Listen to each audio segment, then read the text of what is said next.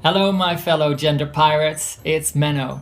Sam Smith has a new tattoo. It features a really large mirror, and apparently it's a way for him to honor his non-binary gender identity. Mirror, mirror on the wall, who's the most non-binary of them all?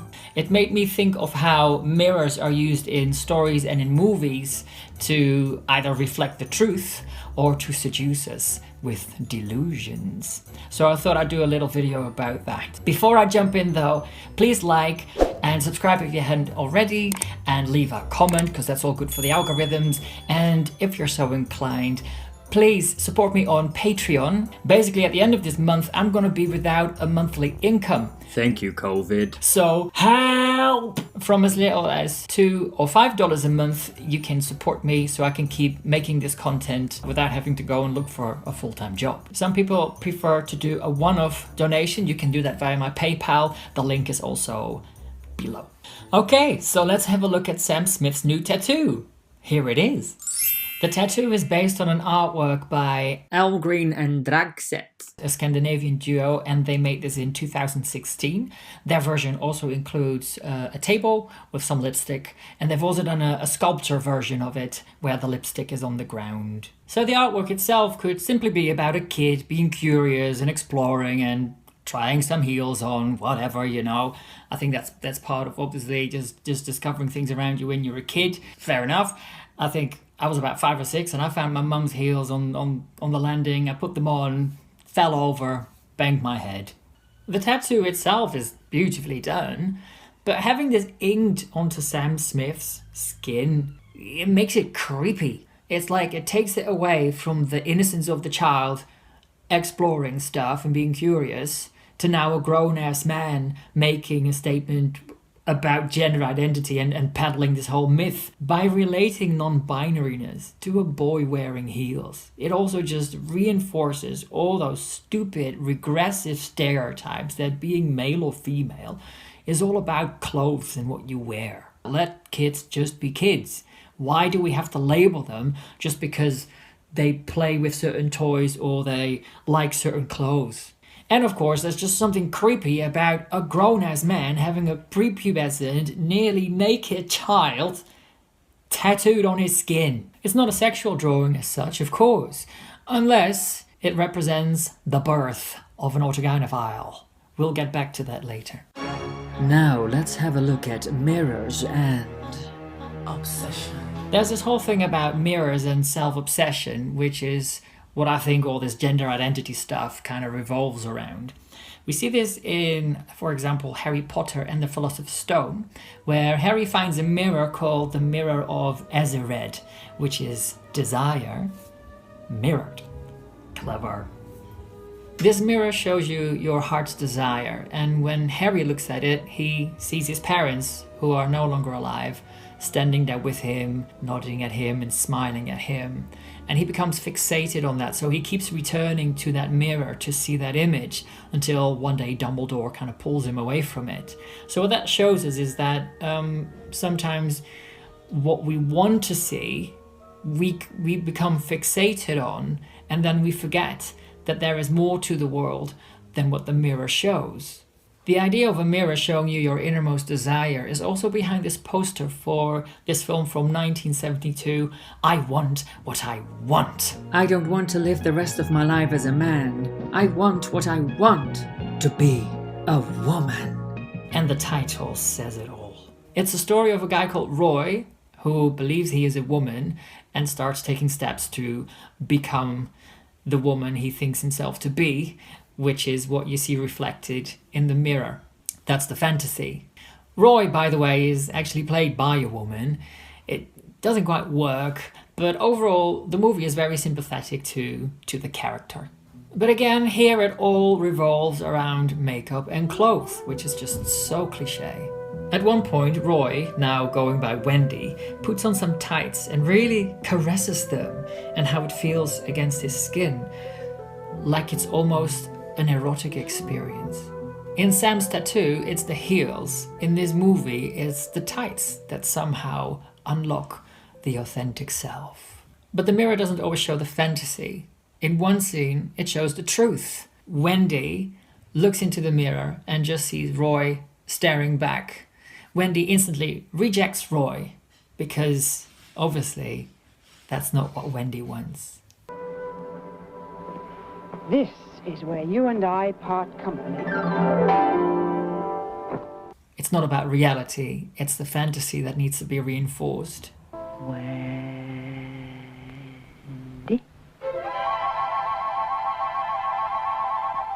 Wendy. Hello, Wendy. A much older story of someone who kind of gets obsessed with his own reflection is, of course, the story of Narcissus. The Greek myth about Narcissus, which is where we get the word narcissist from.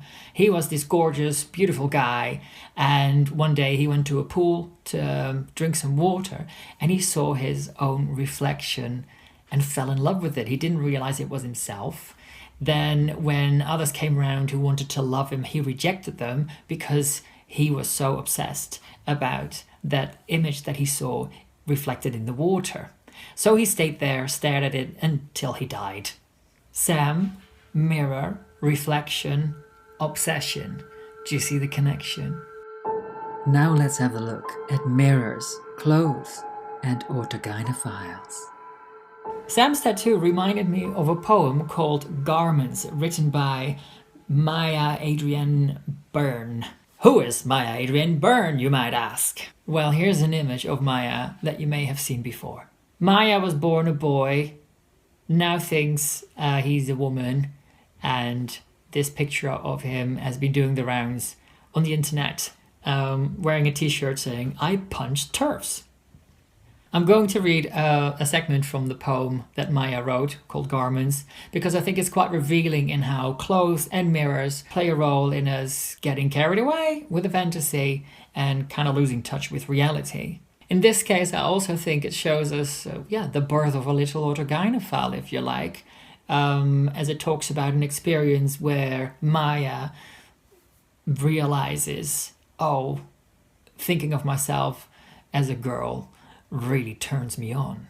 So it's kind of like Narcissus meets the mirror of Ezered meets erotic desire. In the poem, Maya describes something that happened when he was 12.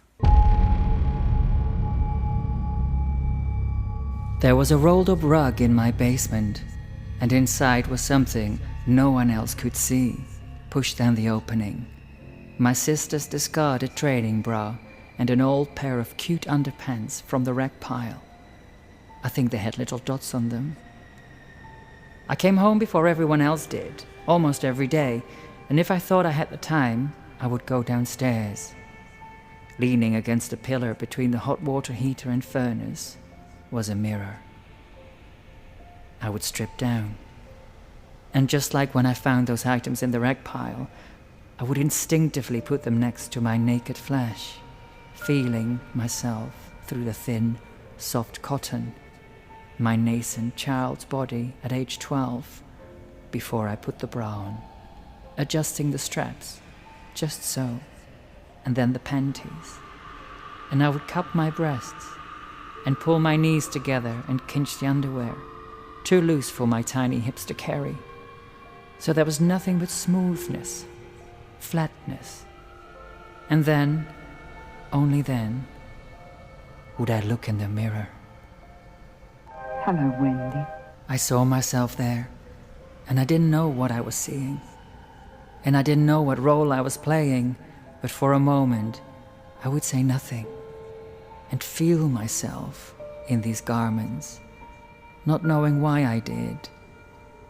And I would prance and strike poses and say to an imaginary suitor, "Come on, big boy, ooh." The only script I knew. And purse my lips. And in that moment, I would feel so real in that pretending.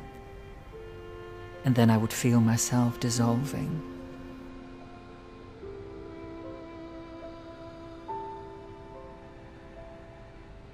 And I felt good for a second. And then I would see myself in the mirror. A boy with his sister's bra on and his cock in his hand, and I'd gasp for a second, silently clean myself off, and fold the bits of cotton back up in the smallest ball and stuff them back deep inside the rug. Until the next time. So at first the mirror is the canvas to project an erotic fantasy onto. Then it becomes the object that serves the wake-up call, like we also saw in I Want What I Want. The line, I felt so real in that pretending, to me is a really interesting one. If your sense of realness depends on pretending, and you start to mistakenly identify with that pretense, then everything starts to revolve around keeping up that pretense, and reality becomes the enemy. No wonder Maya doesn't like TERFs. Conclusion! Sam's tattoo, to me, shows me he's stuck. It's like he's so obsessed and fixated on gender and gender identity that he just keeps staring at his own reflection in the mirror, and he's doing it in a really puerile kind of way, like the boy in the heels never grew up. Like if you're a grown-ass man and you still think that a pair of heels and lipstick somehow makes you less of a man or more of a woman, that's just like stunted development. There's nothing wrong with looking in a mirror. And actually it's quite important in life to do a fair bit of self-reflection. The point is, don't forget that there's so much more to life than the mirror can ever show. And with Sam, yeah, there's still that thing of having a near-naked prepubescent boy tattooed onto a grown man's skin. It's just like, ugh. On that note, let's wrap this up with a man who sings about a mirror. And although he hasn't had any boys drawn on his skin, he was very much drawn to them. Take it away, Mike.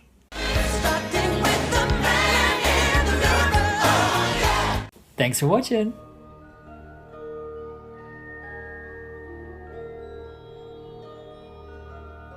A very special thank you to all my big spenders. Thank you so much for your support. It really makes a huge difference. Thank you.